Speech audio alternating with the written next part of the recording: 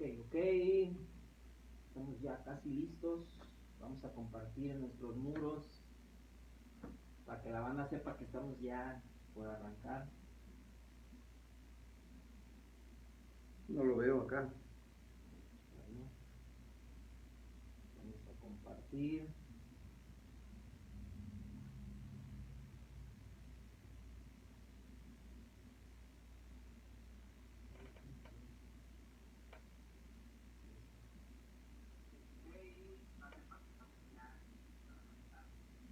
Ay, sí, ya te salió.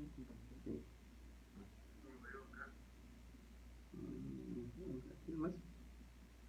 Compartir. Iniciar, ¿no? ¿Vale? Ya está. Vamos, ahí estamos.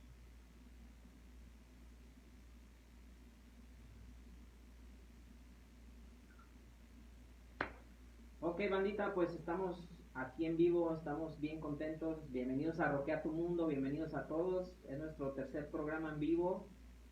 Queremos escuchar, queremos leer sus comentarios. Primero que nada, pues quiero agradecer a Juan Camaney que nos invitó aquí a su casa. Al rato vamos a estar hablando de todos los proyectos que tiene en mente. Y pues gracias, hermanito, bienvenido a Roquea tu Mundo. Muchas gracias, Cardano, por invitarme a tu programa, que por cierto me gusta mucho, es muy divertido y es muy entretenido. A mí me encanta este programa, ¿eh? Bienvenidos. Bienvenidos todos ustedes también. Pues salud para todos los que estén en casita, por ahí, sintonizando Roquea tu Mundo, nuestro tercer programa. Vamos a arrancar. Tenemos muchas cosas de qué hablar y que nos encantaría estarlos ahí leyendo sus comentarios, hagan sus preguntas. Escríbanos cualquier pregunta que quieran hacer, personal, impersonal. Se aceptan mentadas, groserías nivel 2 nada más, ok, leves. Bienvenidos también. Bueno, manito, pues vamos a empezar la entrevista. Venga, Una vez más, gracias por invitarme aquí a abrir pues, las puertas de tu casa. Quiero saber, nos gustaría saber a qué edad tuviste la inquietud por la música, ese momento en que te atrapó la música y dijiste, yo quiero saber más de ello.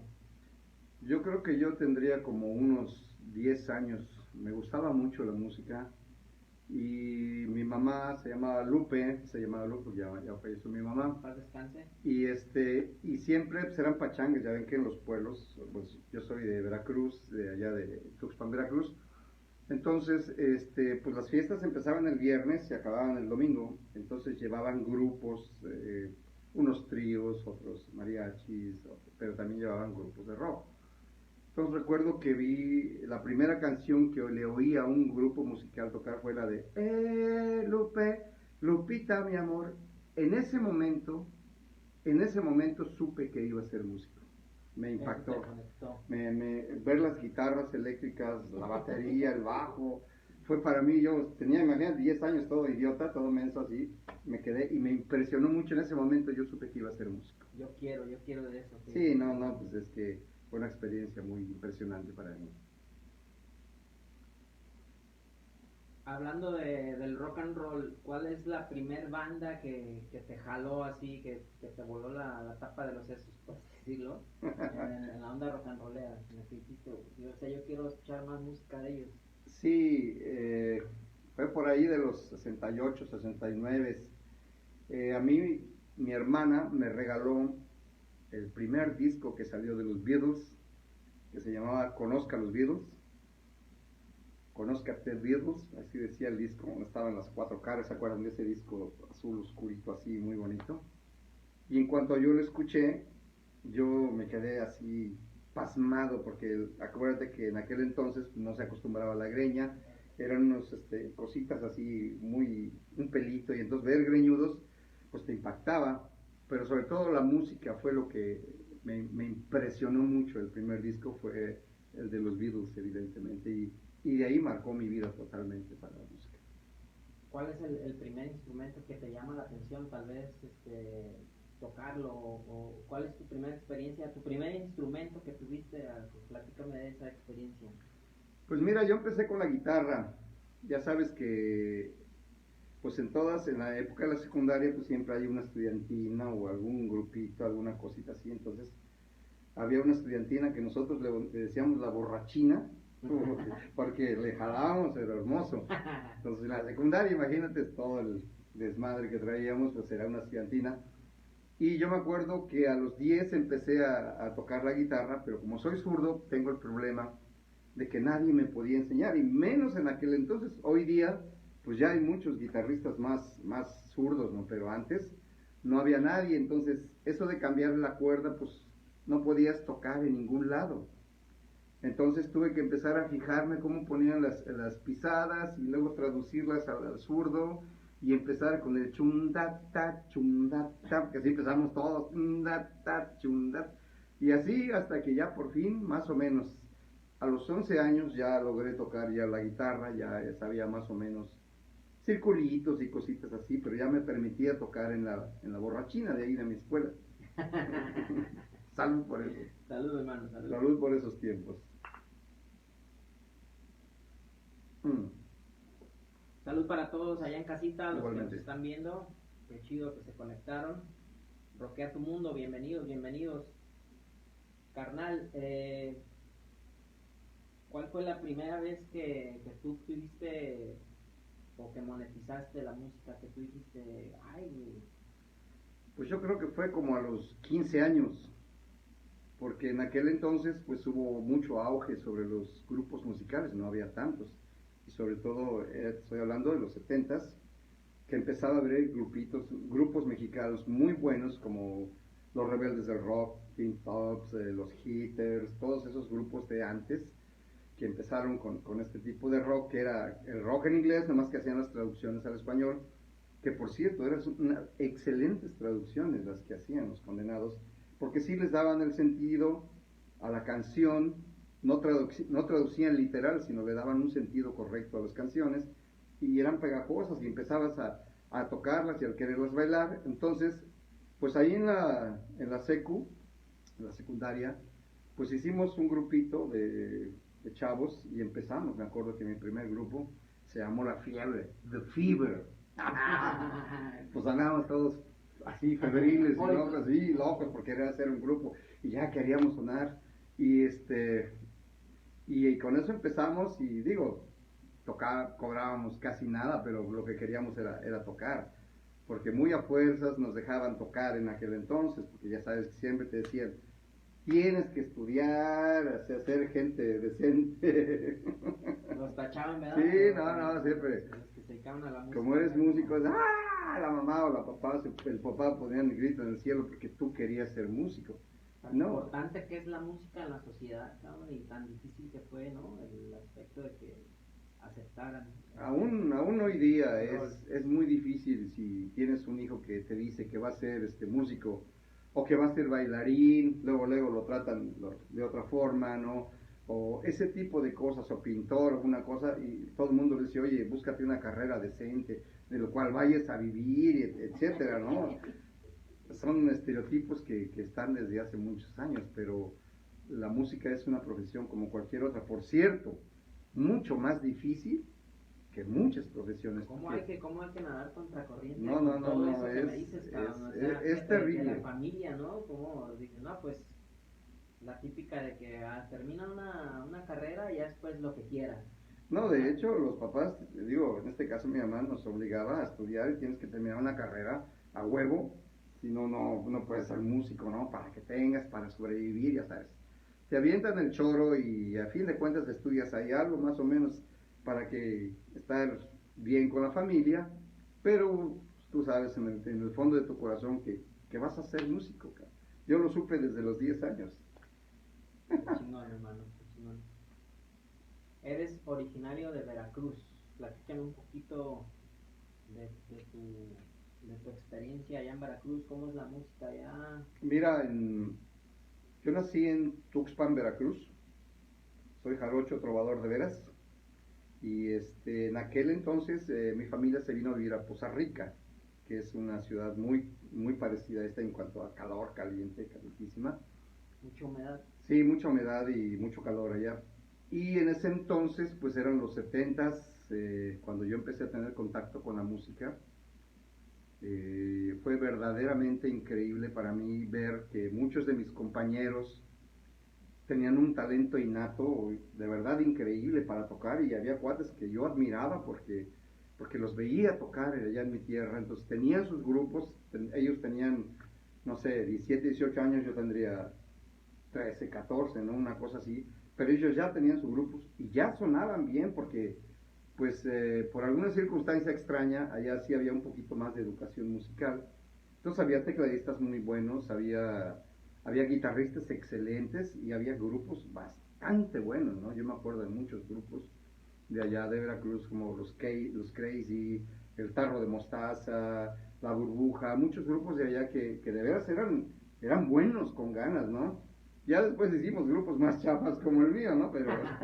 Pero eran excelentes. A ver, grupos. carnalito, checa ahí tu teléfono, a ver si ubicas a alguien de los que están saludando, son compitas. Ah, sí, Eric, Remy, saludos, Remy, a toda la familia Sánchez de allá de Cerro Azul, Veracruz, que me están viendo, muchas gracias.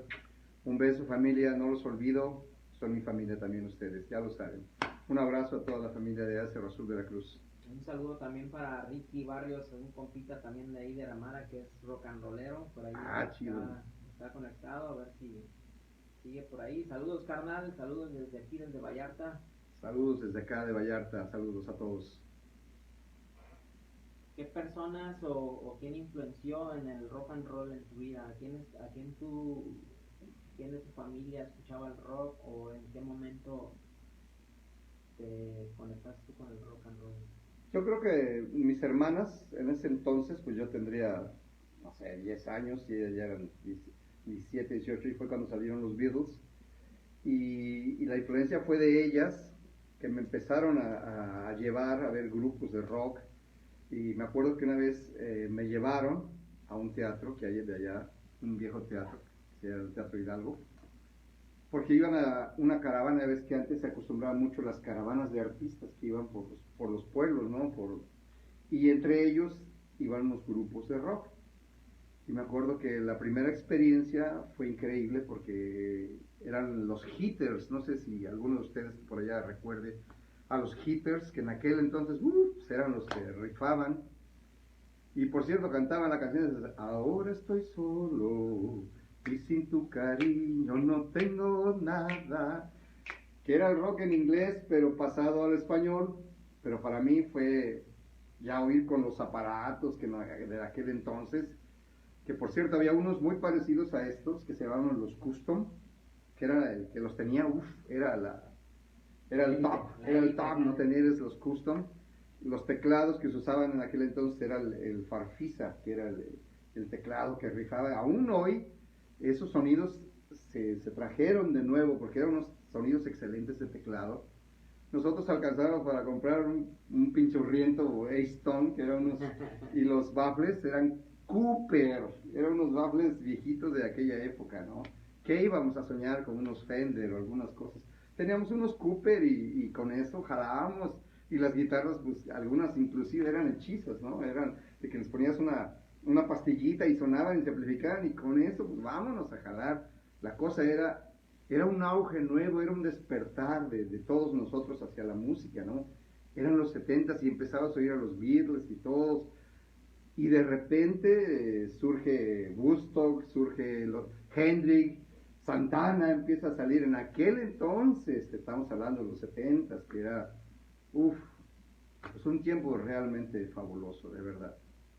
Muchísimas gracias por compartir todo eso, carnal. Saludos para el Dani Junior, que por ahí está conectado también. Saludos, carnalito. Ese mi Dani, también ha salido un saludo muy cordial a mi teacher, Dani López Arganis, que debe estar por ahí también. Es muy buen bajista y muy buen camarada, que luego le da por venir a estar aquí un rato con nosotros. Qué chido. Aparte lo tenemos en la mira también ahí para invitarlo. No, hay que invitarlo, Dani López. Ese cuate también tiene muchas cosas que contar. Maestro. Es un maestrazo ese, mi Dani. Saludos, mi Dani, donde quiera que andes por ahí. Salud, carnal. Estuviste un tiempo en la Ciudad de México radicando, un buen rato. Platícanos un poquito de la escena del rock en la ciudad de En el México? DF. ¿Cómo estaba por allá todo el rollo? Yo migré a la Ciudad de México como todos. Antes no se acostumbraba mucho a que hicieras la carrera en los pueblos, entonces casi todo el mundo le tiraba a las grandes ciudades a estudiar, ¿no? Entonces, al irnos a la Ciudad de México, por ahí del 70, 71, yo emigré a la Ciudad de México. Y los lugares para tocar, pues en aquel entonces, después del 68, pues casi casi era un delito andar greñudo o ser rockero, pues era muy mal visto, la gente no te veía bien, y había muy pocos lugares donde ir a tocar Rocotitlán. En Rocotitlán casi pagabas por ir a tocar, cabrón, porque eran muy pocos los lugares, solo en los festivales de las colonias, por allá, por Nesa, o por Santa Lucía, para allá abajo, que había unos lugares de rock donde podías ir a tocar. Eran los únicos lugares donde tú podías ir a expresar lo que traías dentro, ¿no? Porque era muy mal visto en aquel entonces. Y yo recuerdo mucho ya cuando entré a prepa 8, por cierto, allá en México. Estaba muy chistosa prepa 8 porque ahí iba a dar todo el lumpen de las otras prepas, los que corrían de todos lados, iban a dar a prepa 8. Por cierto, todavía tengo la porra de la prepa 8 que dice, chiche, nalga, bizcocho, arriba la prepa 8. que en aquel entonces era buena onda. Pero bueno, pues llegábamos a la prepa ya para ese entonces, pues yo ya traía la música muy atravesada, ¿no? Ya. Y a veces, pues en lugar de llevar libros, pues llevabas la guitarra, ¿no? El instrumento ya. Sí, ya empezábamos. Y como ahí nos encontramos otros dos cuates que también tocaban, tengo un hermano cuate que se llama Miguel, que tocaba la batería. Tocaba porque ya no se dedica a la batería el güey, ya hace otras cosas. Pero en ese entonces, pues él tocaba la guitarra, y yo como zurdo, pues Paul McCartney, güey. Paul McCartney, cabrón. Entonces, pues todo el mundo, ay, güey, pues aquí está. Entonces nos sentábamos en las escaleras de la prepa y teníamos a toda la pinche perrada allá abajo oyendo las canciones. Pero obviamente desde aquel entonces ya traíamos lo del ensayo. Había que ensayar las rolas porque los otros dos cuates cantaban muy bien. Se llamaba Eugenio y el otro se llamaba Mario.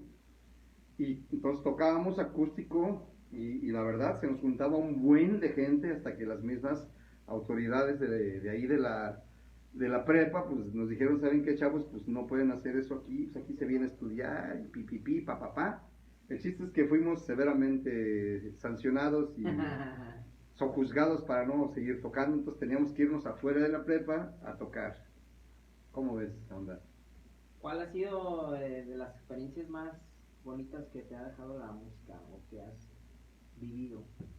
Bueno, yo creo que una de las cosas que me ha marcado muchísimo fue que yo creo que soy de los pocos, debe haber más sobrevivientes del Festival de Avándaro, del único y verdadero festival tipo Woodstock que hubo en México. Porque en ese entonces había unas extraordinarias bandas, ¿no? Joao Peralta dice, ¿qué me cuentas de Avándaro? Ahorita vamos a platicar de Avándaro. Joao tiene un canal por allá en Cardel, Veracruz, es un cuate rockero, es muy buena onda, trabaja en estaciones de radio por allá y todo eso. Joao, saludos, mi querido Joao. Toda ella, güey. Él sabe por qué le digo eso. Claro. Y resulta que sale el Festival de Avándaro, pues en aquel entonces no había tanto, estaba todo muy controlado por los presidentes de aquel entonces, porque no dejaban juntar a los jóvenes. Salió Avándaro. Entonces, entre mi hermano y yo dijimos, ¿sabes qué? Nos vamos, güey. Nos vamos, y ahí vamos. Yo recuerdo que tomamos el primer camión de ahí del DF, antes era DF, ahora es CDMX, y nos fuimos a Toluca, güey. Y de ahí buscamos el camión hacia Valle de Bravo, ¿no? Pues, imagínate, eran camiones y camiones que salían hacia Valle de Bravo, pues nos trepamos, me acuerdo que nos tocó irnos arriba, haz de cuenta, caravanas hindúes, así, pero arriba, porque toda la perrada iba al festival. Y llegamos, ahora verás, como a las 7 de la noche, estaba lloviendo, recuerdo que estaba lloviendo, y pues no había luz. Tú ibas siguiendo a toda la perrada, como iban para allá todos, pues ahí vas atrás de todos. Y caminamos de Valle de Bravo, no sé, como unos 40 minutos para llegar al Festival de Avándaro. Y ya vimos el festival, pues ya vimos, ¿sabes? cuando oyes a toda la gente, no, la energía que se quema ahí, que, pues estabas ahí, era una impresión de verdad tremenda, ¿no? Entonces, pero toda la perra, pues uno más, con más pinche malicia, pues dices, no, me voy a meter, porque te hacían irte para allá, nos hicimos güeyes, nos metimos y fuimos a dar atrás del escenario, güey. Por ahí evadimos algo, unos cuates que estaban de guardias, y yo fingí que conocía a un chavo, lo saludé y por ahí pasamos como si nada. O sea que nos pusimos, haz de cuenta, unos 10 metros máximo del escenario sobre la esquina sur. Y ahí llegamos, pusimos nuestra casa de campaña porque estaba lloviendo así, un chipi. Recuerdo que estaba tocando un grupo que en aquel entonces a mí me gustaban mucho, eran 3 chavos que se llamaba El Amor, después los conocimos, pues bueno, conoces a todo el mundo allá. El Amor se llamaba, tenía sus rolitas originales y estaba tocando y fue una experiencia muy buena. El Amor nosotros les decíamos el alcohol. Pues en aquel entonces éramos todos bien breagos, ¿no? Y muy buena experiencia, ¿no? Entonces llegamos y estaba tocando El Amor. I love you more, I love you more. Rolas rockeras que eran originales y que eran muy buenas, la verdad, ¿no? Y pues bueno, esa fue la primera hora. Después tocó Three Souls, o antes, no me acuerdo si antes o después. Pero después de ellos hubo un grupo norteño, que era, no sé si era de Chihuahua, de Monterrey, que se llamaba Last Soul Division. Era una bandita que, puta, qué bien tocaban esos cabrones. Cómo me gustó mucho me gustó ese grupo. Y por ahí estaba un grupo chilango que a mí me encantaba, que se llamaba La Tinta Blanca. La Tinta Blanca, los más rucos lo van a recordar, por ahí Alex Zielinski o algunos de esos cuates van a recordar esos grupos que eran leyenda, ¿no? Entonces, que estaban en ese momento. En ese momento, no, el que estaba top en ese entonces era Peace and Love, obviamente. Peace and Love era el tope de todos los grupos de aquel entonces. Entonces, todo el mundo estaba esperando que a las 12 de la noche salía Peace and Love. Entonces, pues ahí los grupos que estaban antes, pues eran unos grupos bastante buenos que se presentaban ante la gente, que fue una cosa extraordinaria, se sentía la energía.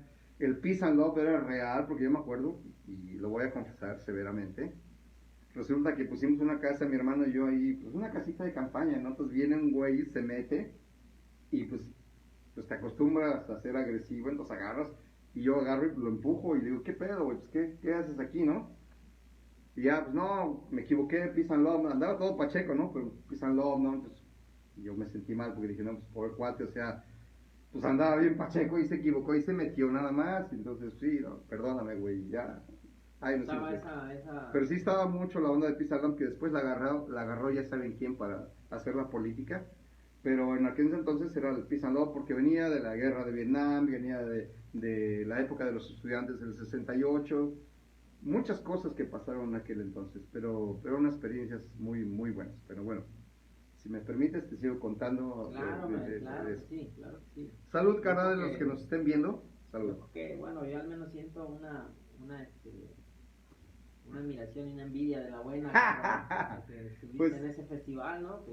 Pues cada quien le toca vivir, digo. Es importante. Yo creo que a ustedes les tocó otro rock que también es muy bueno. Hoy día yo toco el rock que tocan ustedes, ¿no? Que es de la época de ustedes, pero que el rock que yo viví marcó también la diferencia, porque en ese entonces, después de los Beatles, salieron Beach Boy, los Who, Led Zeppelin, muchos más, Hendrix, que fue mi ídolo porque yo tocaba zurdo. Entonces empezó a salir. Sí, de hecho mi primer ídolo fue Jimi Hendrix, indudablemente. Empecé a seguirlo. Me acuerdo que no teníamos para una guitarra y pues ahí con madera corté uno y les puse unas pastillitas y pues yo me sentía Jimi Hendrix, ¿no? Porque ya tocaba lo zurdo. Después me di cuenta que el Hendrix no cambia las cuerdas, que digo que no las toca los zurdos, sino que las cambia, ¿no? Pero bueno, en aquel entonces era muy bonito. Pero bueno, déjame regresar a Banda Oro, claro que sí, porque fue una experiencia muy bonita. Después de La Tinta Blanca, que tenía canciones muy bonitas que a mí me gustaba mucho, La Tinta Blanca, ya como a las 12 de la noche, por cierto, también me tocó la encuerada famosa, que no se encueró, realmente nomás se quitó de aquí arriba, y se bajó los pantalones y quedó nada más en la pura, en el calzoncito, ropa interior, calzoncito y se tapaba. Pues, no hombre, en aquel entonces fue, que el escándalo, ¿no? Pues todos los periódicos salió la encuerada de allí, pero no nomás hubo una, hubo varias, ¿eh? Hubo varias, entonces, pero la que llamó la atención, pues obviamente, estaba arriba de un camión de muebles y mudanzas, yo me acuerdo perfectamente, en aquella parte, y empezó, pues la chava estaba prendida, ¿no? Estaba los camiones esos se rentaron para... Sí, pues muebles y mudanzas, llevaban los equipos de los grupos, yo supongo. Era una copia del Festival de Busto que se hizo, porque pues el escenario arriba y todo el equipo, todo. Pero sí, cuando empezó a tocar Pisando, pues fue la locura, ¿no? O sea, ¿cómo están, carnales? Marihuana, cantábamos marihuana, We Got the Power, todas las rolas que eran de Peace and Love.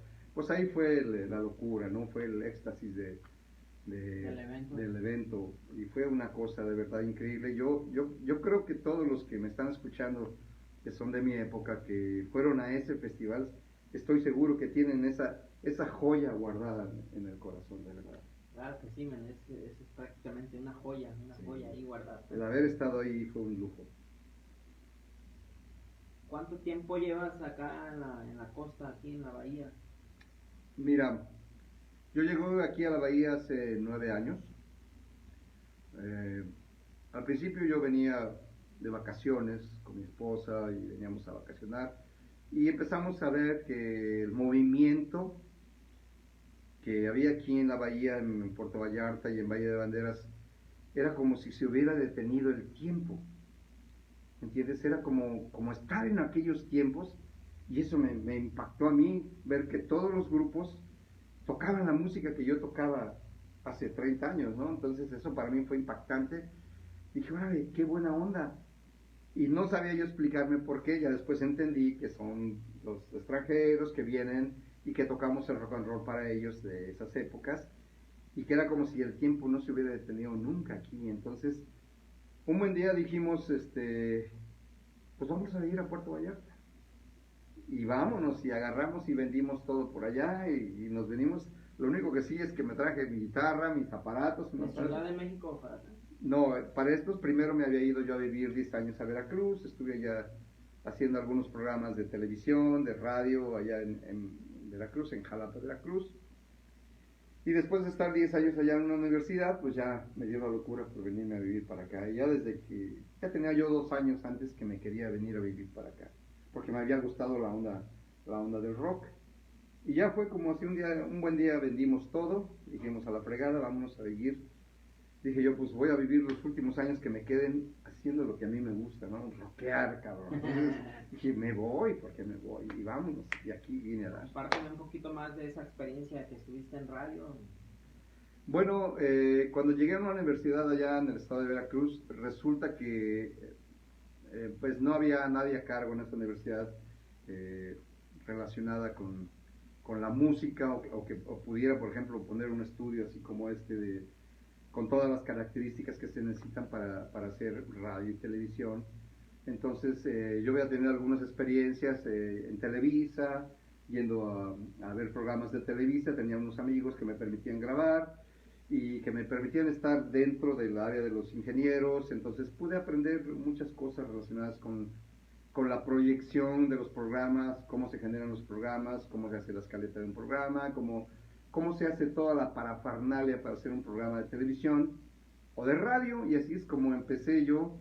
Cuando llegué yo a esa universidad, pues me dijeron, ¿sabes qué? Pues tú eres el que sabe más, ¿no? Entonces, pues vas a hacerte cargo de los talleres de radio y televisión.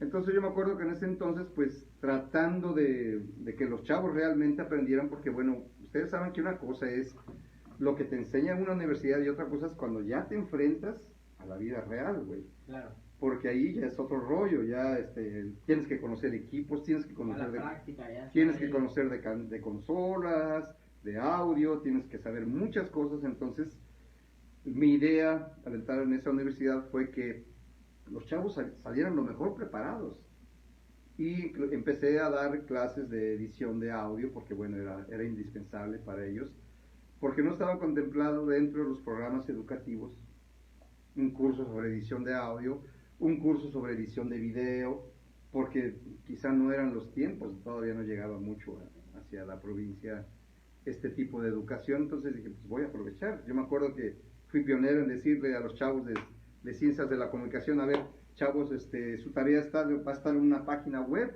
cuando todavía eso, pues, ¿qué onda? ¿Qué es eso? ¿No? Todavía no salía mucho lo de internet. Entonces traté de hacer las cosas por ese lado para darle una mejor educación a los chavos, porque a mí pues me encanta mucho el trato con los jóvenes, porque sé la inquietud de muchos de ellos por ser artistas, y de ahí salieron gente muy, muy, muy talentosa. Espero yo que gracias a mi contribución también, a mi granito de arena que logré poner. Qué chido, mano. Te manda saludos Miguel Shanat. Saludos, mi Mike. Mi Mike es un trompetista extraordinario, es director de orquesta. Fue mi trompetista con el grupo Shanat allá en la Ciudad de México. Un cuate indudablemente dedicado a la música, dedicadísimo, y él es heredero de la dinastía Shanat. Fue mi primer trompetista, que fue director del grupo que teníamos, porque ahí teníamos un bandón de 10 cuates. Se traía ahí 4 metales, y toda la cocina, bajo, guitarra, teclado y baterías, percusiones, y traíamos 2 cantantes. Entonces Mike fue uno de mis compañeros. Saludos para Mike. Mike. Dice el Dani que si conoces al Chichicuelote Vengador. Maldito, maldito Dani. Sí, manda saludos, dice el Dani, manda saludos al Chichicuelote Vengador. Muchas gracias, mi Dani Hu. Esa onda, ¿eras el Chichicuelote? Sí, mira. Ahora eres Juan Camaney. Y ahora lo cambié a Juan Camaney. Ahorita te explico por qué. Pues normalmente en aquel entonces, cuando empezó a vivirse el Facebook y empezamos a ver qué onda, pues se te hace fácil darle, pues, un nickname, ¿no? Un nombre. Entonces me ocurrió Chichicuelote Vengador, que fue cuando conocí a Dani aquí, que fue el primer baterista que conocí cuando yo llegué a Puerto Vallarta, ¿no? Tenía yo muchos proyectos y quería hacer muchas cosas, y con la primera persona que me entrevisté fue con el Dani Hu, ¿no? Qué chido. Entonces, pues el Dani me ayudó ahí, me dio consejos y todo el rollo, ¿no? Por ahí. Muchos recuerdos del Dani Hu, que fue un buen aporte en mi vida. Y por eso le puse Chichicuelote Vengador, pero después de un tiempo, creo que te da tiempo Facebook y tienes que cambiarle el nombre o no sé qué cosas, entonces se me ocurrió cambiarle a Juan Camaney, pero como ya hay un chorro de Juan Camaney, pues le puse Juan Camaney Cambrón. Entonces, también era para despistar a los cobradores. No es cierto. A Coppel, a los de Electra, entonces para despistarlos, porque ya te empezaban a buscar los malditos por Facebook y por todas tus redes, ya te empezaron a buscar. No es cierto, pues es cotorreo. Para no poner tu nombre real, pones también el día de mi cumpleaños. Todo el mundo me felicita ahora en junio, porque fue el día que abrí la página de Facebook y le puse esa fecha. Entonces todo el mundo me felicita en las fechas. Solo mis cuates que saben que es 16, bueno, tú sabes, 16 de septiembre, es para despistar al enemigo nada más, cabrón. Una experiencia chusca que te haya pasado en la música. La primera, déjame te la platico. Resulta que teníamos como 14 años, teníamos nuestro grupo, se llamaba La Fiebre, The Fever, ahí en Poza Rica, Veracruz, y pues nosotros íbamos a tocar, pero ya nuestra mamá estaba hasta el gorro de que sus hijos quisieran ser músicos, mi hermano Miguel y yo. Entonces, un día sábado teníamos una tocada como a las 4 de la tarde, y mi mamá estaba ahí y ya no nos dejaba salir. Mi mamá no sabía que nosotros ya teníamos nuestro grupito, nuestra bandita, ¿no? de rock.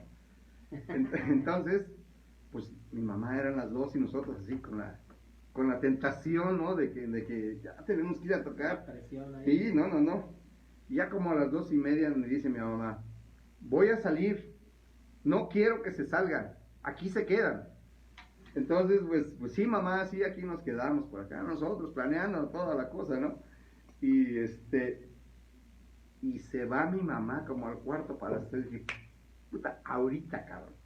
Mi hermano y yo agarramos, él agarró la parte de la bataca, yo agarré, pues tocaba guitarra en ese entonces, teníamos unos amplificadores Cooper chiquitos. Escondidas, ¿no? Sí, escondidas, y ya hasta tomamos un taxi, ya hablamos con los otros, ya vamos para allá, y vámonos todos al salón. Llegamos al salón, nos armamos, y ya empezamos a tocar, ¿no? Una cosita ahí, una baladita, cualquier cosita de aquel entonces, de los años 60, ¿no? Y y eran unos 15 años, íbamos a tocar en unos 15 años. Pues estábamos ahí y de repente pues va a entrar la quinceañera. Y cuando nos vamos dando cuenta, la madrina de la quinceañera era mi mamá, güey. Puta madre. Imagínate, puta. Nos escondimos así lo más que pudimos en los bables y seguíamos tocando. Mi mamá no se dio cuenta, no se había dado cuenta, pero nos falta el idiota que va y le dice, ¡ay, mira, qué bonito cantan tus hijos! Puta. Fue cuando volteó mi mamá y nos vio y puta, nosotros nos queríamos morir, pues mi mamá, además, tú sabes cómo eran las mamás de antes, claro, ¿no? Claro. La nuestra tenía el cable de la plancha que, hijo de su madre, cómo dolía esa madre. No, nos cargaba calor, pero bonito.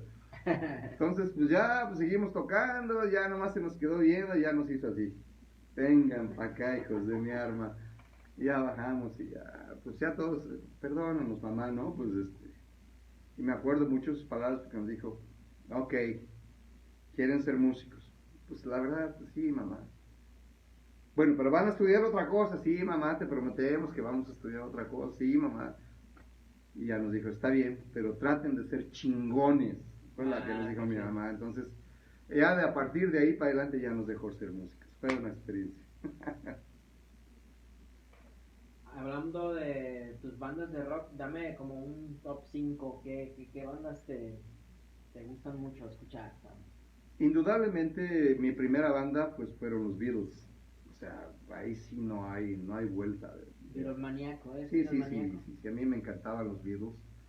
Después los Who me gustaban también mucho, que tenían muy buena música.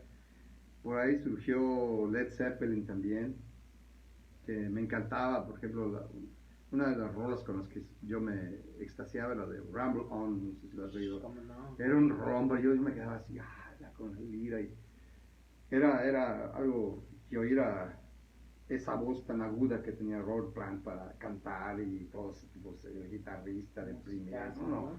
Para mí esos cuates estaban realmente fuera de tiempo. Obviamente, pues mi primer ídolo fue Jimi Hendrix. Pues eso sí es indudable. Yo seguía, pues como podía, porque en aquel entonces no teníamos tanta acceso a la información como ahora los chavos. ¿Él es el primero, Jimi Hendrix? El primero realmente fue Jimi Hendrix. Atrapó. Me atrapó, entonces quise ser como él y aprendí a tocar guitarra por Jimi Hendrix y todo eso, ¿no? Y de ahí ya derivaron más, pero por ejemplo había un grupo que me encantaba mucho por las voces, Crosby, Stills, Nash Young, no sé si recuerdas alguna vez esos grupos que tenían unas voces extraordinarias, en gusto que en todos lados donde se presentaban los cuates tenían unas voces impresionantes. Emerson, Lake and Palmer, todos esos tipos de aquel entonces que eran, para mí eran adelantados a su tiempo. Aún hoy seguimos tocando las rolas de esos cuates, ¿no? Sí. Aún hoy. Se hacen clásicos, ¿no? Son clásicos ya del rock and roll. Ren Lunae, te manda saludos, Ren Lunae. Aquí estoy, ya sabes, como siempre. Si tuviéramos una máquina del tiempo, ¿cuál década te gustaría viajar? No, pues indudablemente la mía, o sea, a los 70s.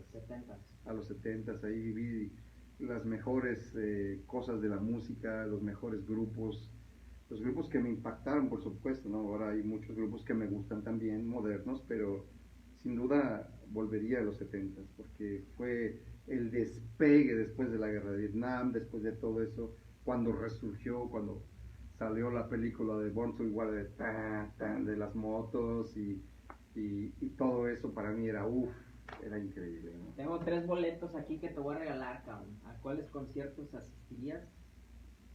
Toda la historia del rock and roll, del rock. Yo iría primero al Festival de Woodstock. Primero, si estuviera ahí, sería una cosa de verdad increíble. Luego iría a algún concierto de Jimi Hendrix. Después iría a uno de Eric Clapton. Y curiosamente, había cantante que se llamaba Joan Baez, no sé si lo recuerdes por ahí. Me encantaría ir a oír esos tipos, sí, por supuesto, Crosby, Stills, Nash Young, que para mí eran una cosa fabulosa por las voces que hacían los tipos y la musicalidad que tenía. Yo iría a esos conciertos. Beatles me lo dejaste afuera. No, Beatles son los primeros, ahí están. Si los omití, perdón, pero... No, y te ya lo regalo primero. otro boleto, güey. Ah, bueno, pues a los Beatles, indudable, pero lo paso hasta adelante, güey. Hasta adelante. No, Led Zeppelin también me gustaría verlos, ¿no? Pero verlos en vivo. Claro, claro, pues estar ahí. Creo que sería maravilloso tener esa máquina del tiempo, ir a ver esos musicotes, porque para mí eran dioses esos tipos, ¿no? Eran dioses.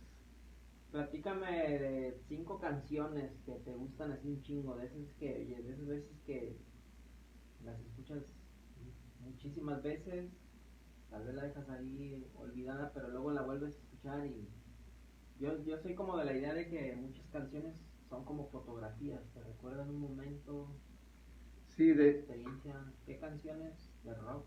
las primeras, del primer disco de los Beatles me marcaron mucho. La de 1, 2, 3, 4. La de las primeras de los Beatles, pero una que me marcó fue la de Los Sonidos del Silencio con Simon y Garfunkel en aquel entonces. Obviamente también Ramble On de Led Zeppelin. Con esa rola yo me... Es que las escuchas y las... No, tú las vuelves a... Y hoy día me gustaría volverlas a tocar y espero hacerlo pronto, Pues con mi bandita, espero, con Shanad Nuevo, que ya nomás somos 3 de toda la bola de musicotes que llegué a tener durante toda mi vida, porque por mi banda pasaron muchos grupos, ¿no? Pero mucha gente, pero ahora solo somos 3, puro rock. La pura base del rock, ¿no? Sí, la pura base del rock. Guitarra, bajo, batería Y pégale. Vámonos, cuéntale. Pégale. Íbamos a platicar también un poquito de la escena ahorita, cómo la estamos viviendo los músicos con el nuevo virus que tenemos. Bueno, pues esto es algo tremendamente impactante. De eso sí quiero hablar con todos. No sabemos hacia dónde va la música. No sabemos cómo vamos a quedar. Porque de repente nos quedamos todos sin trabajo. Fue impactante. De alguna manera todos los músicos aquí en Vallarta tenemos la posibilidad de sobrevivir a la temporada baja, como todos decimos. Podemos sobrevivir los primeros 3 meses y empezamos... Siempre estamos acostumbrados a 3-4 meses. 3-4 meses la vas pasando ahí. El varo, pero ya cuando llega julio, agosto, septiembre, ya empiezas a verla un poquito más pescuezona, ¿no? Claro. Pero ahora yo no veo futuro, hacia dónde vamos. Por ejemplo, lo que platicábamos hace rato fuera de escena, hacia dónde va la música, ya los conciertos a los que tú fuiste, qué dichoso eres, no sabemos si van a volver a suceder.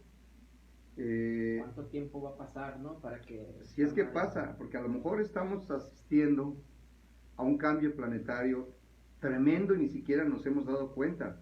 ¿Por qué? Porque pensamos que a lo mejor va a seguir igual y todos de alguna manera queremos regresar a nuestro lado cómodo, nuestro lado suave de la vida y queremos regresar a eso y a lo mejor no nos dimos cuenta que ya cambió todo. Ya ahorita, ¿hacia dónde va el mundo? No lo sabemos. Nuestra profesión, porque para mí es una profesión, no es un oficio, es una profesión, porque ser músico está bien cabrón. Hay que estudiar mucho, hay que hacerla de todo, desde productor, desde cargar aparatos, hacer muchas cosas para ser músico, estudiar, trabajar, hacer muchas cosas, buscar la chamba. ¿Y ahora qué vamos a hacer? Los hoteles van a estar, la mayoría, cerrados. Ahorita están cerrados. Afortunadamente empieza a haber algunos grupos, Hay unos compañeros que están tocando. Qué bueno, yo de veras que me congratulo en buena onda, puta, qué bueno que hay camaradas que ya están empezando a chambear, qué bueno, porque eso me da esperanza de que ya no tardamos nosotros, nada más hay que ponernos a ensayar porque hay que aprovechar la primera oportunidad. Pero sí veo que el futuro no se ve nada bueno, a lo mejor no me gusta ser pesimista, pero hacia dónde va la música, hacia dónde vamos, No lo sé. Lo que sí sé es que nosotros como músicos tenemos que prepararnos. ¿Cuál es el próximo escenario? A lo mejor, pues aquí, las redes. Las redes tenemos que capacitarnos porque muchas veces, pues una cosa es ser músico y leer y ver la tablet y hacer cosas y otra cosa es prepararte para triunfar dentro de las redes. Porque es una nueva forma de hacer las cosas, una nueva hora. A lo mejor ahora, ¿cómo te vas a vender en las redes? ¿Me entiendes? ¿Cómo vas a hacer que tu grupo sea monetizable en las redes? ¿Te puedes hacer conciertos? Pues sí, puedes hacer conciertos, pero ¿cuántos vas a hacer? No vas a hacer diario conciertos, porque la gente se aburre, también tiene que cambiar de verte. Entonces tienes que hacer un concierto a lo mejor a la semana y transmitir en directo, lo que estamos haciendo todos. Ahorita pasamos a ver lo de la tecnología, de cómo es lo mejor posible, le daremos algunos tips sobre tecnología, sobre cómo transmitir por internet, hacer streaming, hacer varias cosas para tratar de ayudarnos de alguna manera, ¿no? Pero sí la veo cañona, sí, sí la veo pescuezona.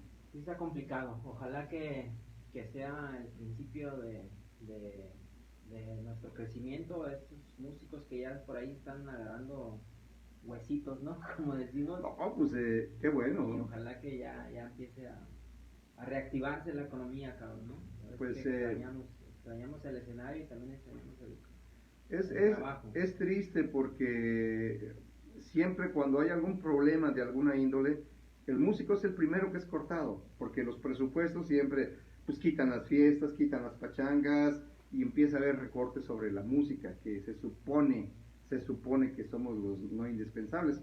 A fin de cuentas va a dar una vuelta a esto y se van a dar cuenta que la música es primordial para la paz del ser humano, para la paz del espíritu, porque es algo con lo que estamos unidos, toda la gente, no solo los músicos, toda la gente está unida a la música, a una bella canción, con una canción conquistó a su esposa, con una canción pasó algo bonito, entonces nosotros somos especiales y somos quien puede otorgar un poquito de alma y espíritu a la gente, ¿no? Así es, hermano. Renato, platícame un poquito. Estamos transmitiendo en vivo aquí en su casa. Y aquí mismo en su casa él está trabajando en un estudio de grabación. Quiero hacer la mención ahorita en este momento de que Renato donó unos micrófonos para Rockear tu Mundo. Gracias, carnal. Muchísimas Carnalito, gracias. estamos para ayudarnos. Entonces, apoyando aquí este proyecto que nosotros, varios músicos, tenemos que se llama Rockear tu Mundo. Platícame de tu estudio, platícame un poquito de eso. Mira, ¿por qué tratamos de hacer un estudio? Porque nos dimos cuenta, mi esposa y yo, cuando grabamos el primer disco, mi esposa, lo excesivamente caro que es grabar un disco, ¿no? Excesivamente caro.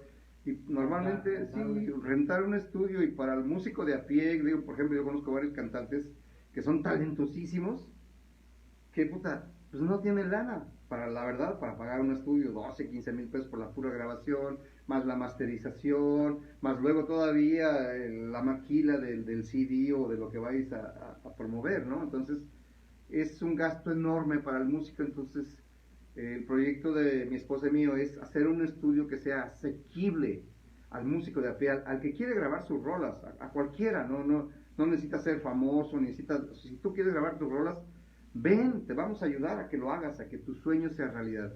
¿Me entiendes? A unos precios muy accesibles, no es que esté vendiendo algo, es que quiero decirles que en la vida todo cuesta, bueno, cuesta la luz, cuesta el estudio, cuesta el equipo, cuesta muchas cosas, pero cuando menos sí lo vas a poder pagar, ¿no? Si no te vas a quedar endrogado. O sea, justo como me lo estás diciendo, en base a tu experiencia, ahora que grabaste con tu esposa, te estás dando cuenta de a veces, podríamos decir que sea de repente un poquito exagerado los cobros de los estudios Quizá no, quizá... o tal vez más bien que se adapte a las necesidades de cada artista, ¿no? O sea... Sí, para esto es necesario hacer una retrospectiva al respecto de lo que era la música antes.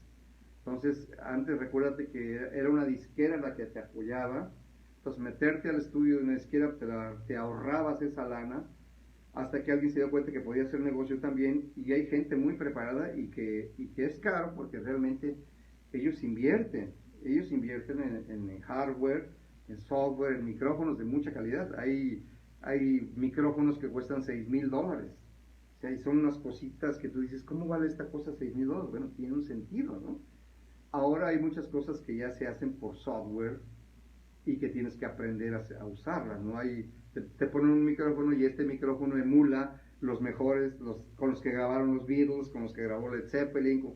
Entonces hay muchas cosas. Entonces esta gente invierte y pues tiene razón. Si invierte una millonada en levantar un estudio decente, hay quien también hace un estudio casero y con eso se la rifa y también está bien, ¿no? Entonces un estudio más o menos decente y grande sí te cobra una lana, ¿no?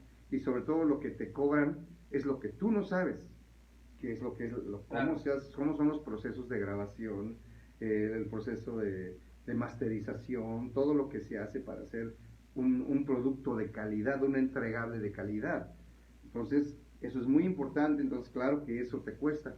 Se supone porque tú lo vas a recuperar cuando vendes tus discos. Pero hoy día, pues ya nadie compra CDs más que nuestros amigos canadienses y extranjeros que se lo llevan realmente como souvenir de nosotros, ¿no? Y por ayudarnos. Pero realmente, pues ya quién te compra discos, ¿no? Entonces, esa es la otra alternativa, la tecnología, ¿hacia dónde va? ¿Cómo uno como músico se va a vender hacia allá? ¿Cómo te vas a vender? ¿Dónde está tu mercado meta? ¿Dónde está tu mercadotecnia, ¿no? De todo esto. Así es, hermanito. Bueno, pues les recordamos que aquí está el estudio de mi carnalito Juan Camaney. Precios pandémicos, ¿sí? Totalmente pandémicos, cabrón. Pues no podemos cobrar, realmente grandemente. Es que hay esa intención, claro. ¿Sabes? Cuando ya estás de los dos lados, ¿no? Del lado de... Sí, mira, le aprendes a sufrir, como vienes de abajo. O sea, yo empecé pues cargando como secres, ¿no? Como secre de los grupos chidos, pues yo con tal de estar ahí, güey, cargaba los aparatos y aprender y ver todo eso, ¿no? Entonces, vengo viviendo todos los procesos a través de mi vida para darme cuenta hasta dónde llega el estudio de grabación y por eso pues ponerlo a la orden de toda la gente. Yo por ejemplo decía a algunos camaradas pues güey, dame lo de la luz, ¿no? Dame y si tu rola pega pues ahí pues no te olvides de dónde empezaste, nada más, ¿no? Porque así empieza uno. Yo supongo que todos los que hacen, yo tengo maestros ahí que conozco que tienen estudios de verdad de ensueño, que me ayudaron mucho con sus consejos, con todo el maestro Portillo en México, Mauricio por allá en Estados Unidos, que me han ayudado y que me han dado consejos. Son gente muy talentosa que por nada te regalan su conocimiento, que te evitan esa horrible curva de aprendizaje que te va a llevar tiempo, ¿no? Entonces, los consejos son muy valiosos y yo quiero poner esto a disposición de la gente realmente sin fines de lucro, ¿eh? Sí, yo creo que el momento que compartes es como un ir y venir de energía, ¿no? Claro. Como tú has recibido tantas cosas, información y eso de gente, eso es lo que también es tu intención. Sí, mira, nosotros, pues a través de la vida, pues sí hay gente gacha también, ¿no? Porque también hay músicos que hijos de su madre, ¿no? Pero la mayoría de las veces, siempre te encuentras un músico que te dice cómo. Oye, güey, estás por acá, ¿no? Oye, güey, pon estas cuerdas a tu bajo, se van a ir chidas. O gente que una vez me regalaron una guitarra. Entonces imagínate, pues si yo venía de ese abajo, una guitarra, dices, puta, qué buena onda. Entonces, de alguna manera trato de retribuir lo que la vida me dio hacia la gente, a servir hacia el músico, sin interés, porque yo no soy gente que tenga dobles de yo. Si me caes gordo, sí te la canto también, ¿no? Entonces, pero sí me gusta mucho ayudar al músico que viene jalando, que viene empezando, ¿no? Y eso es lo que pretendo con esto. Queremos mandar saludos a Aquila, carnalito, saludos. Ese mi carnal Aquila, me cae bien ese bicho Aquila, es buenísima, es buena bestia ese Aquila. Y a Leo por ahí también está conectado. Leo, carnalito, saludos. Saludos hermano, saludos hermanito. Ya estamos casi por terminar la entrevista, bro, que gracias la neta que por compartirnos todas tus experiencias, bueno, al menos un poco de todo lo que hemos vivido. Hay que ver, ¿verdad? Platícame tus proyectos. Eres rock and rollero, traes el rock en la sangre, manejas también otros géneros musicales. Platícame de todo eso, lo que cuando yo llegué aquí, pues vienes de la Ciudad de México, entonces vienes con la onda de la onda versátil. Y yo quería pues hacer un grupo versátil aquí, ¿no? Porque traes ese rollo. Y por cierto, el Danny Who fue el primero que me ubicó y me dijo, güey, aquí es rock, ¿no? Y yo, pues necio, güey, ya sabes, uno va a la pinche necia. Y no, pues yo quiero tocar hasta que... Después de unos meses ya entendí cuál era la mecánica y dije, bueno, vamos a hacer la onda de rock. Pero con mi esposa canta muy bonito, por cierto, pero ella canta ranchero. Entonces, traer toda una fila de músicos para cantar ranchero en mariachi, pues es muy pesado y económicamente no era viable para un show aquí. Entonces, tratamos de hacer algo, un trimariachi, como le dicen, con el teclado, haciendo trompetas y violines y flautas, y yo me paso a la guitarra, y hacemos un show de mariachi que se llama La Patrona Show, que realmente ahí solo pues acompañamos a mi esposa, la onda del mariachi, que sorprendentemente para nosotros desde el primer año pegó, ¿no? Pegó y tuvimos muchísimo trabajo con eso. Es de lo complicado que vive la música en la actualidad, ¿no? Cada vez se tuvieron que comprimir más los grupos, ¿no? Antes eran como bandas de 8, 10, 12 músicos en el Pues escenario. es que antes sí pagaban, güey. Por eso, y ahora cada vez hay que reducir más, ¿no? Sí, la misma dinámica de la vida fue haciendo los grupos más chiquitos porque podíamos... la gente antes podía pagar un grupo de 7 o 8, los grupos en México eran, yo tenía una banda de 10 changos, ¿no? Pero al llegar aquí, pues los bares te pagan muy poquito. Ahora sí, a los que nos gustan nos adaptamos a lo que ¿No? está sucediendo, ¿no? Entonces te tienes que adaptar. Pues ahora sí que estamos en un mundo cambiante, cabrón. Tenemos que irnos adaptando y fui haciéndolo más chiquito hasta que logramos el sonido con el mariachi. Ese proyecto está... Con 3, entonces al principio pues nadie, ¿cómo que 3? Y suena la mariachi, suena igualito, tú no te preocupes.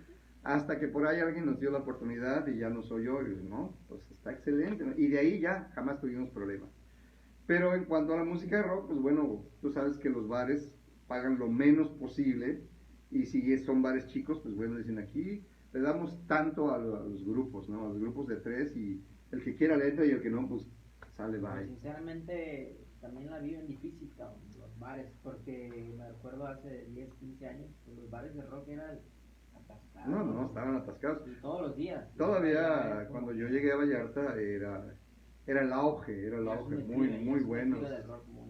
Y aquí afortunadamente en Puerto Vallarta y la Bahía siempre ha habido grupos extraordinariamente buenos, ¿no?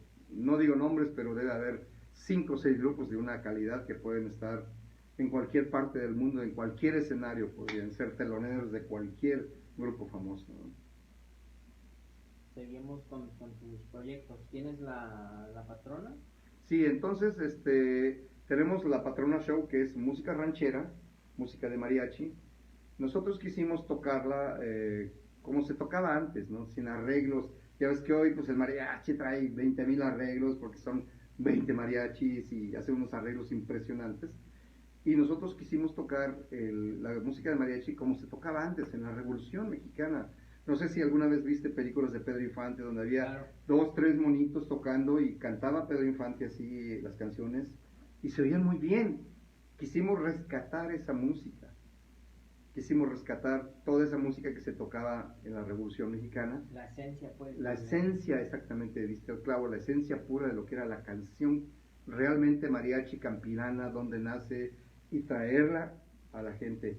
Y curiosamente, el extranjero, el canadiense, el americano, aprecian mucho nuestra música. Digo, no nos pasa con los mexicanos, porque los mexicanos, como están tan acostumbrados a ver el mariachi, la verdad ni nos pela, ¿no? Pero el extranjero sabe apreciar la música. Y yo te aseguro que no entienden, pero ni jota de lo que estás cantando.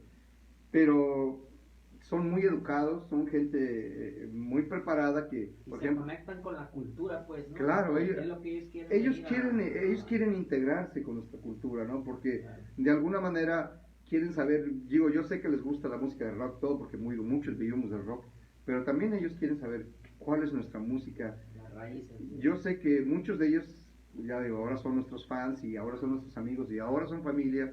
No entienden la letra en español, pero pueden entender el sentimiento que está expresando. Y en ese momento yo te puedo jurar que están viéndote y la comunicación con ellos es impresionante. Y ellos te dicen, my skin, ¿no? Que su piel se les pone de gallina porque logras esa conexión con el sentimiento, con el alma de la gente. No, a ellos les encanta. Ellos, como dices, no entienden ni una palabra, pero escuchar el español. Me da mucha risa porque me da venganza, porque digo, así me cuesta a mí de trabajo aprender el inglés. Ahora, bueno, ya sabes, tienes que aprender inglés, aunque sea inglés playero, porque todo el mundo habla inglés playero, aunque sea, pues hablar con ellos, ¿no? De alguna manera. Pero sí, esa es la vertiente, es solo el mariachi que es con mi esposa y la onda del rock acá con la madrita de Shannon. Me encanta. ¿Cuánto llevan juntos con Shannon? Pues Shannon, pues desde que llegamos aquí, el primer Shannon lo hice con Shilinsky, un excelente baterista, saludos brother. Y de ahí pues hemos ido, ya sabes que en Puerto Vallarta el músico es juglar. Ahorita toca aquí, la temporada que entra toca allá con el otro. Yo soy de la idea que las bandas así locales pues tienen fecha de caducidad, ¿no? Tocas Sí. un rato y luego te mueves para otro y así, ¿no? Ahora sí que como el fútbol mexicano. Sí, es normal eso en Vallarta. A mí me costaba mucho porque bueno, yo era de los que cultivaban el grupo sólido a través de los años, papá. Pero aquí aprendes que la dinámica es otra.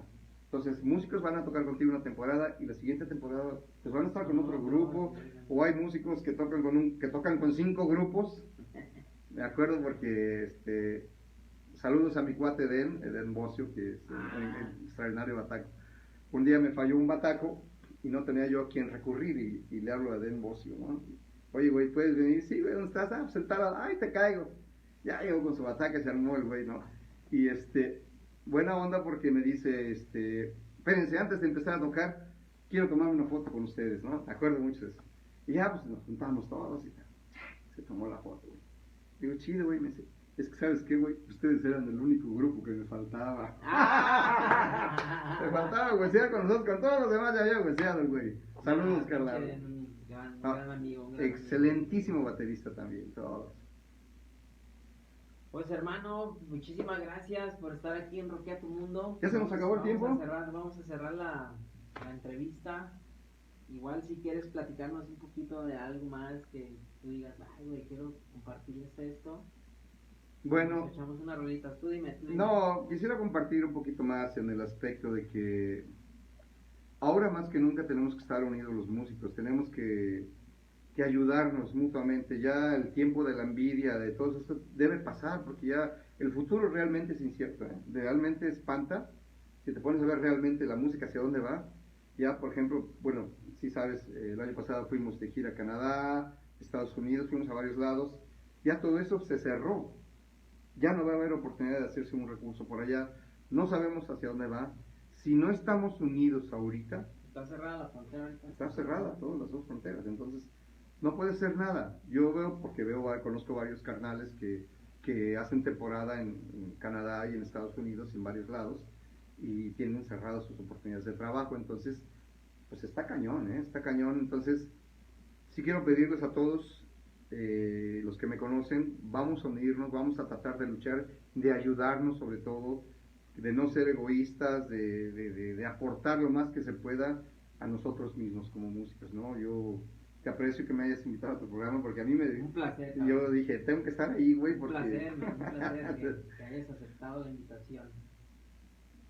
Ahí nomás, ¿cómo ves? Pues vamos a despedir esta gran entrevista con mi carnalito Renato. Vamos a echar unas rolitas, vamos a echar un rock. ¿Qué te parece? Pero, pues ya sabes, yo toco rock de antes, de las baladas de antes. Hermano, la música es hermosa. Porque antes nos enamorábamos con estas rolas de los 60s. Parte de la canción.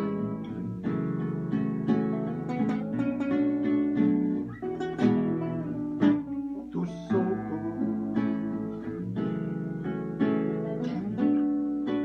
lindos son tus ojos. La primera vez que los vi,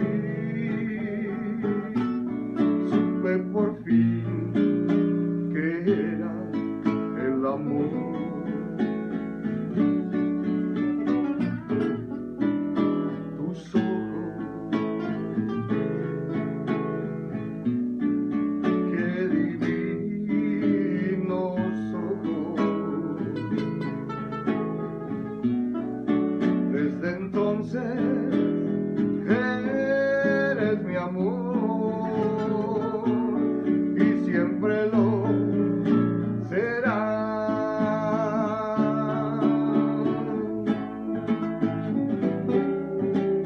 Quisiera el tiempo poder regresar y revivir la ocasión cuando te vi frente de mí. Yo me enamoré de tus ojos, lindos son tus ojos. Antes de irme, déjame ver una vez más tus ojos.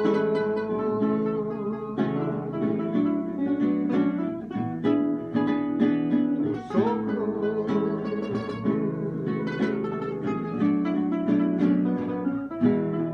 Tus ojos. Gracias, carnalito. Tenemos por ahí algunos saludos. A ver, tenemos a Yo no veo de aquí, güey, no veo ni madres. Déjenme ponerme los antiparras. Nancy Vidrio, éxito chicos. Arturo Leiva, saludos. Saludos, mi Artur. Eric Remy, mucho éxito, Renato. Gracias, Eric, Remy. Por ahí estamos, viéndonos pronto. Aquila, yo sigo mi gira abajo del puente. Ah, no, el Aquila. Esperamos. Hay que echarle bonito. porras al Aquila ahí, porque Bonito, eso es. está abajo del puente de Mezcales, nomás que está a las 9 de la madrugada el güey. O sea, Eso es evolución, carnal. no, yo me levanto a las 11, 12 y ya cuando me levanté ya el Aquila ya se fue. Y lo quiero ir a ver. Saludos, Qué carnalito. chido, hermano. Un abrazo, Aquila, y qué chingón que estás por ahí. Siguiendo haciendo música, ¿no? Hay que adaptarnos a lo que está sucediendo. A lo que viene, nada más. Y hay que evolucionar, cabrón. Así es. Pues muchas gracias a toda la banda. Vamos a despedirnos con una rolita más. Aquí con mi carnal Renato. Vamos a hacer otra rolita, mi hermano. Ay, güey. De aquel entonces. Esa que dijimos.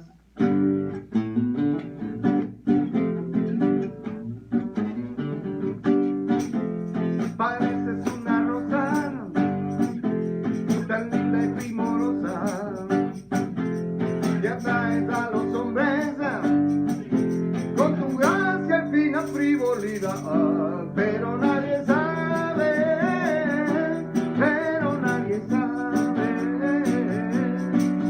que eres mala y de corazón perverso, porque el fin que no lo sé. Tú eres tan hermosa, tan linda y primorosa, que embrujas a los hombres con tu gracia y fina frivolidad, pero nadie sabe, pero nadie sabe, pero nadie sabe, pero nadie sabe. Adiós, amigos. Pero nadie sabe, pero nadie sabe. ¡Échale!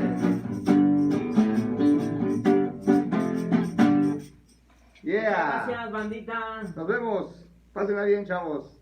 Gracias. Rock and roll, rockea tu mundo.